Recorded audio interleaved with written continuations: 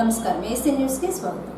ప్రజలందరూ ఆర్థికంగా నష్టపోకుండా ఉండాలంటే సైకో పాలనకు ముగింపు చెప్పాల్సిన అవసరం ఉందని, వైసీపీ పాలన దోచుకో తప్ప అభివృద్ధి అనేది ఎక్కడా లేదని అద్దంకి శాసనసభ్యులు గొట్టిపాటి రవికుమార్ అన్నారు. ముప్పవరం తెలుగుదేశం పార్టీ కార్యాలయంలో గురువారం అద్దంకి మండలంలో ఉన్న వివిధ గ్రామాల తెలుగుదేశం పార్టీ నాయకులు కార్యకర్తలతో సమావేశాన్ని నిర్వహించి ఓటర్ల జాబితా, పోలింగ్ స్టేషన్ గురించి చర్చించి పలు సూచనలు ఇచ్చారు. అనంతరం ఆయన మాట్లాడుతూ త్వరలో జరగనున్న ఎన్నికల్లో ఉమ్మడి ప్రభుత్వం రాబోతుందని, గడిచిన 5 సంవత్సరాల పాలనలో ప్రజలు ఎంతో నష్టపోయారని, వైసీపీ ప్రభుత్వంలో నిత్యావసర ధరల నుంచి పెట్రోల్, డీజిల్, గ్యాస్ వరకు మండిపోయాయని, వైసీపీ పాలనలో సామాన్య మానవుడు జీవించే స్థితిలో లేరని రవికుమార్ విమర్శించారు. రాష్ట్రం అభివృద్ధి చెంది సంక్షేమ పాలన అన్ని వర్గాల వారికి న్యాయంగా జరగాలంటే ఏపీలో టీడీపీ, జేఎస్పీ, బీజేపీ పాలన రావాల్సిన అవసరం ఎంతైనా ఉందని రవికుమార్ తెలియజేశారు. మన దగ్గర నుంచి వెళ్ళిపోయాడు, మనం అన్ని అడగలేగానే ఏదో అడుగుతాం. వాళ్ళు ఎంత అడిగినా వాళ్ళు ఓటు వేస్తారు లేదు, నేనైతే గ్యారెంటీ చెప్పలేను. కానీ మన పార్టీ సింబల్ అలవాటైన వాడైతే గ్యారెంటీ వేస్తారు. దాన్ని నాకున్న అనుభవం కానీ నాకున్న నాలెడ్జ్లో నాకు అనిపించింది. అందుకని మీకు చెప్తా, ఇది 180 పోలు అవుతాయి. 180లో ఒక 20 పోతాయి, 20 పోతాయి, 40 అట్లా 150 ఓట్లు. 60 అంటే 60 మొత్తం అంటున్నాం. దాదాపు 10 మనకు ఉండొచ్చు, అంతే. 10 మంది ఉంటాయి. అదే కదా 20%, 10% అంటే ఎప్పుడు ఎక్కువ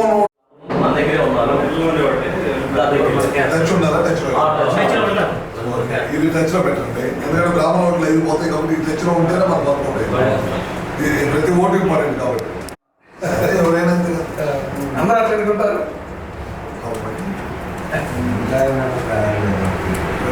మనకి మా దగ్గర ఎక్కువ ఉంటారు, 600 ఓట్లు ఉన్నాయి. కాలం సొంతమా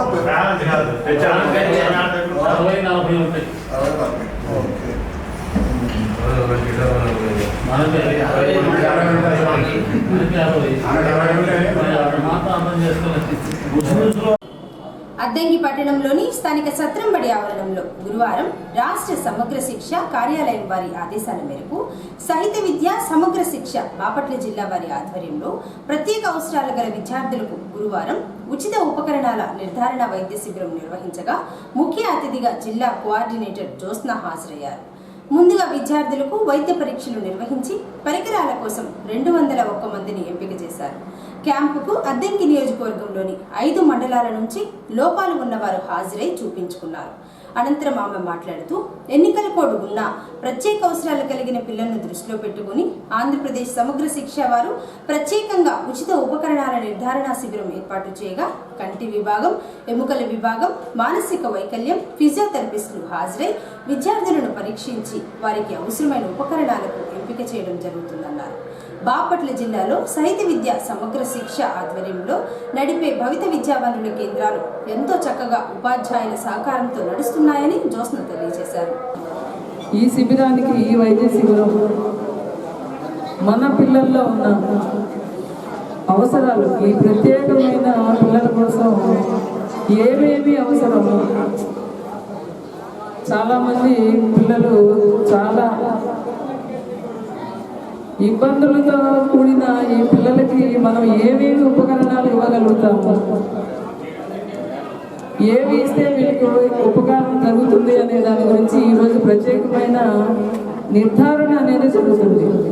ఈ నిర్ధారణ చేయడం కోసం ఈ శిబిరానికి ఈరోజు వైద్యులుగా ఫిజియోథెరపిస్టులు, ఎముకల వైద్య నిపుణులు, నేత్ర వైద్య నిపుణులు, మరి వినికిడికి సంబంధించిన నిపుణులు, తర్వాత మానసిక వైద్య నిపుణులు, ఇలాగా 6 రకాల వైద్యానికి సంబంధించిన వైద్య నిపుణులు ఈ శిబిరానికి విచ్చేసి ఉన్నారు.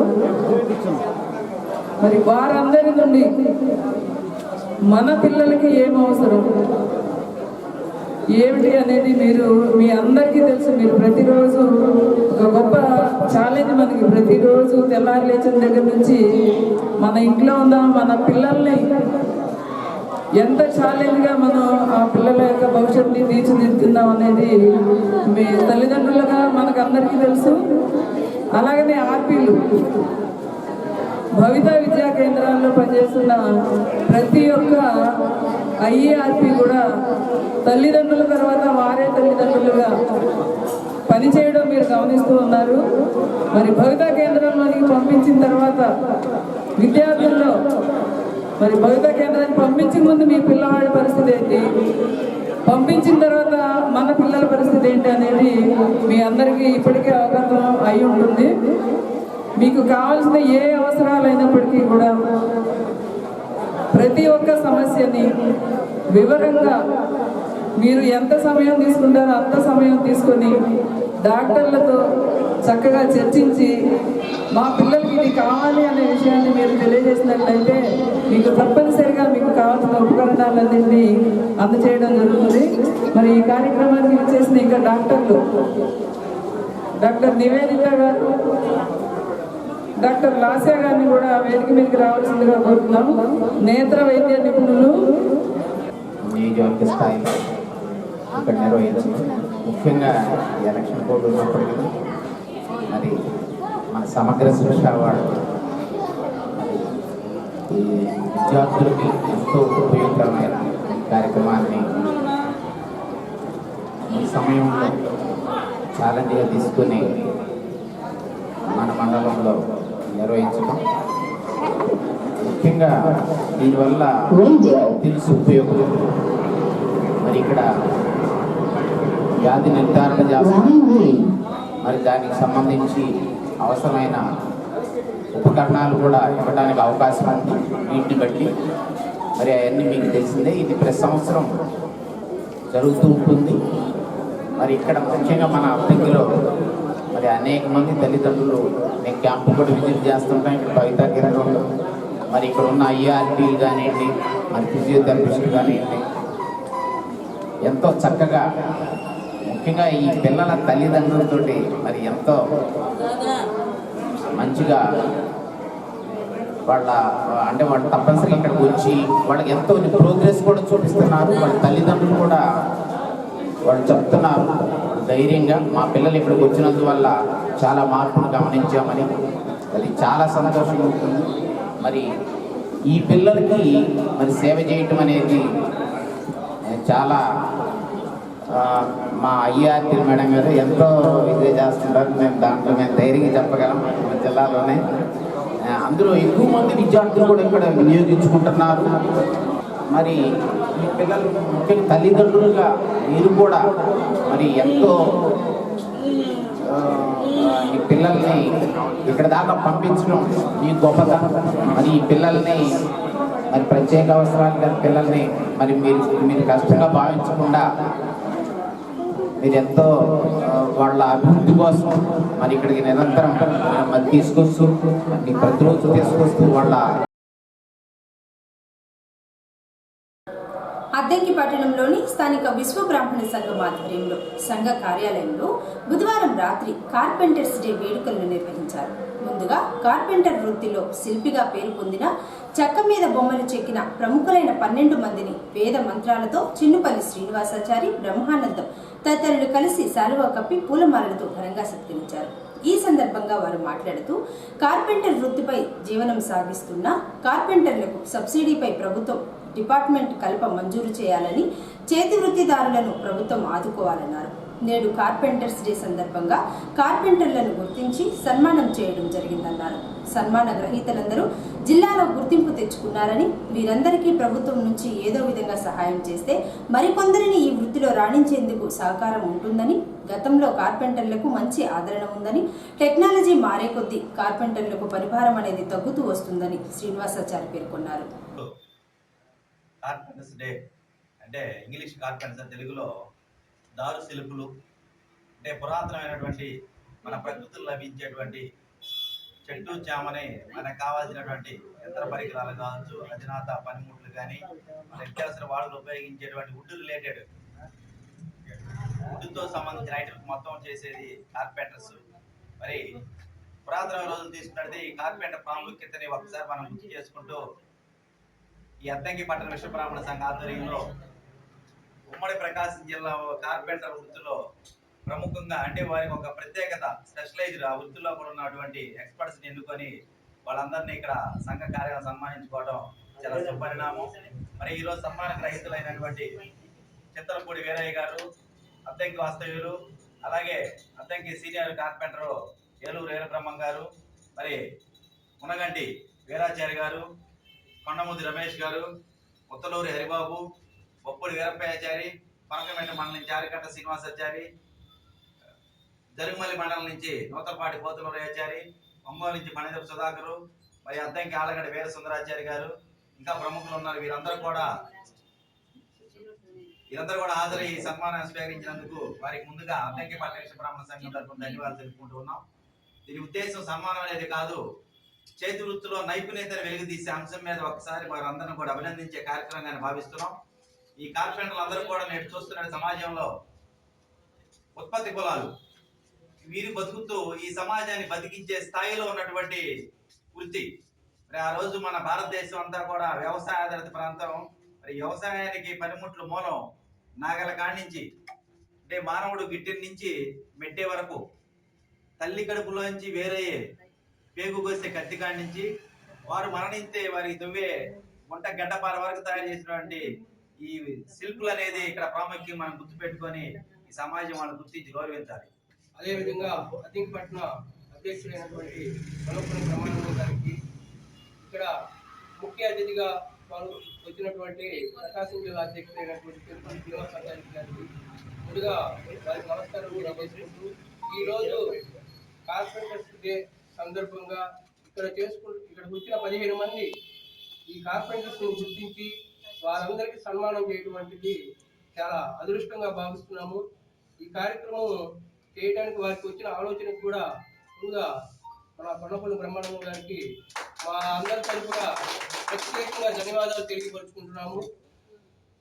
అట్టడుగులో ఉన్నటువంటి చేతుత్తుల వారిని కూడా వాళ్ళు ఇప్పుడు చెప్పిన విధంగా మన ప్రకాశం జిల్లా అధ్యక్షులు వారు చెప్పిన విధంగా ముందు రోజుల్లో ప్రభుత్వాలు కూడా వారికి సహాయ సహకారాలు అందించి ఈ చేతుత్తుల వారిని ప్రోత్సహించి. పంగులూరు మండలం జాగర్లమూడి వారిపాలెంలో శ్రీ కోదండ రామచంద్ర స్వామి వారి విగ్రహ పునఃప్రతిష్ఠ సందర్భంగా గురువారం ప్రత్యేక పూజా కార్యక్రమాలు జరిగాయి. ప్రతిష్ఠ మహోత్సవంలో అద్దంకి శాసనసభ్యులు గుంటుపాటి రవికుమార్, మాజీ శాసనసభ్యులు బీసీహెచ్ గరటయ్య, కృష్ణ చైతన్య విడివిడిగా హాజరై స్వామివారిని దర్శించుకుని పూజలు చేయించుకున్నారు. ఈ సందర్భంగా వీరిని పురోహితులు ఆశీర్వదించి శాలువా కప్పి సత్కరించి తీర్థప్రసాదాలు అందజేశారు. విగ్రహ ప్రతిష్ఠ మహోత్సవంలో పాల్గొనేందుకు వచ్చిన ఎమ్మెల్యే రవికుమార్, గరటయ్య, కృష్ణ చైతన్యను కమిటీ వారు ఘన స్వాగతం పలికారు. విగ్రహ ప్రతిష్టలో గ్రామస్తులు కూడా భారీ స్థాయిలో పాల్గొని స్వామివారిని దర్శించుకుని పూజలు చేయించుకున్నారు. అనంతరం అన్నప్రసాద వితరణ జరిగింది.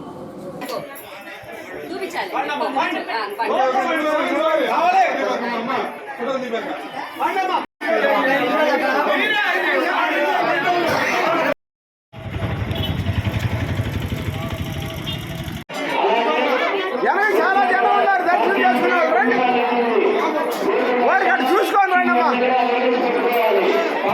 రండమ్మా రండి.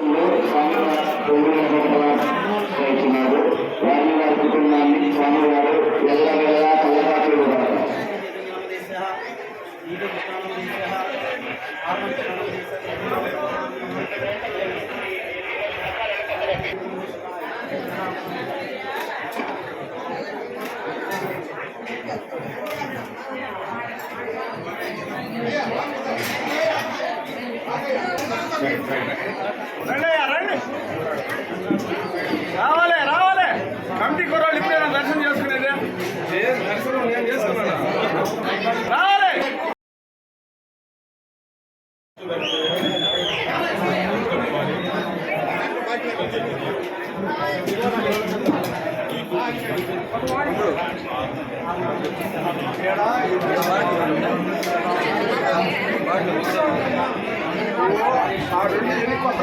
చూడాలమ్మా మీరు అందరూ బయట రావాలి.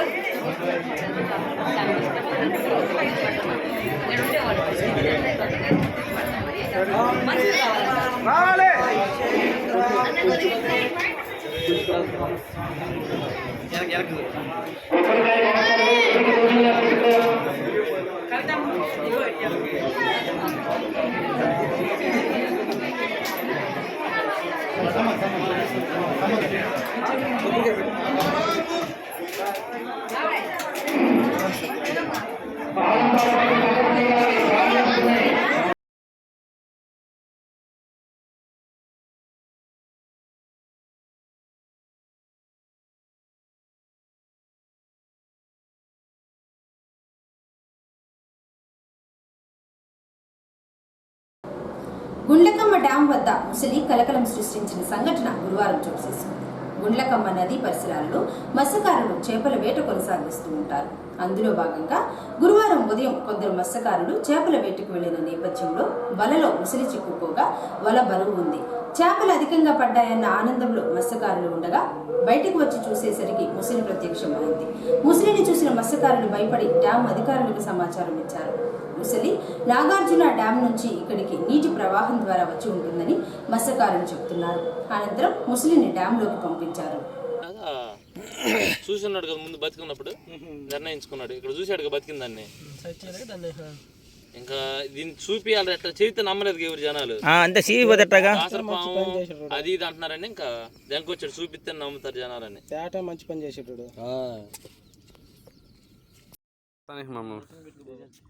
అప్పుడు పెట్టి ఆడికి వచ్చింది ఎట్ట వచ్చింది ఇప్పుడు రిటర్న్ చేసినవా చూపించలేదు ఆన్లైన్లో ఉంటే. ఇది చిన్న కేసు కాదు, దీనికి బెయిల్ లేనిపోయింది. మీరు మనిషికో మాట మాట్లాడి సరగంటే లేనిపోయిన ఏసీ న్యూస్ ఇంతటితో సమాప్తం. నమస్కారం.